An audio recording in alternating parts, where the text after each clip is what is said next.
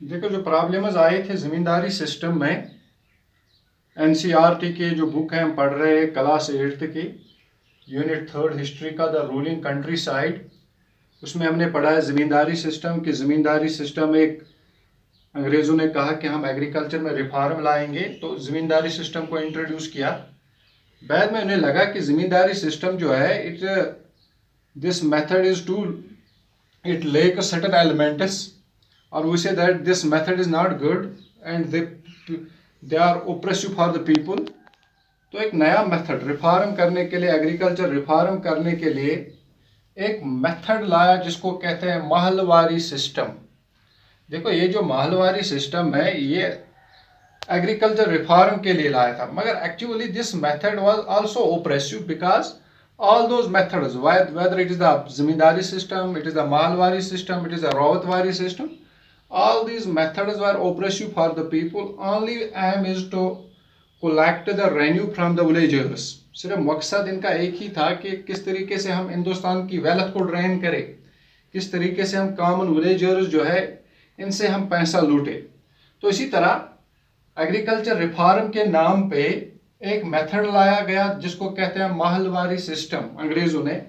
इस महलवारी सिस्टम में क्या था कि हेड जो था zamindari system, the title zamindari system was replaced by mahalwari, otherwise all the elements which was present in the zamindari system they too are found in this mahalwari and the ryotwari system.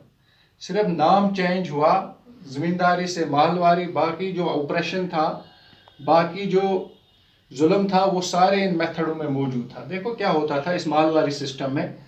The collectors went from village to village to estimate the land revenue that each village यानी मोहल्ला had to pay. Those collectors यानी collector जो revenue को collect कर रहे थे, जो tax को कलेक्ट कर रहे हैं, वो गांव टू गांव गए, विलेज टू विलेज गए और एस्टिमेट लगाया, अंदाज़ा लगाया कि कितना रेन्यू है इस विलेज में।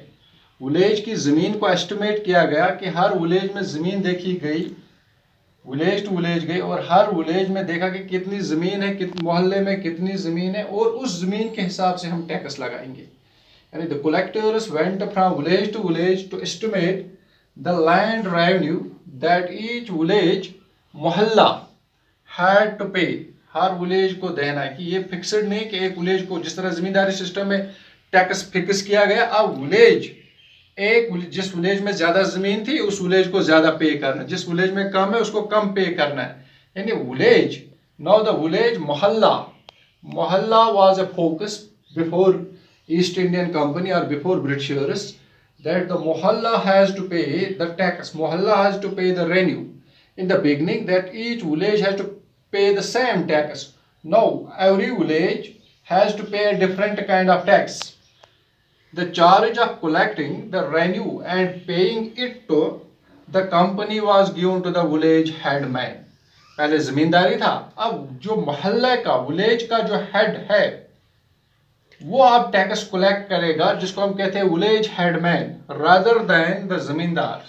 यानी जमींदार 10-15 गांवों का एक ही होता था, अब मोहल्ले का जो हेड है, विलेज का जो हेड है, उसको अब टैक्स कलेक्ट करना अपने मोहल्ले का, अपने विलेज का, फिर बाद में अंग्रेजों को देना था।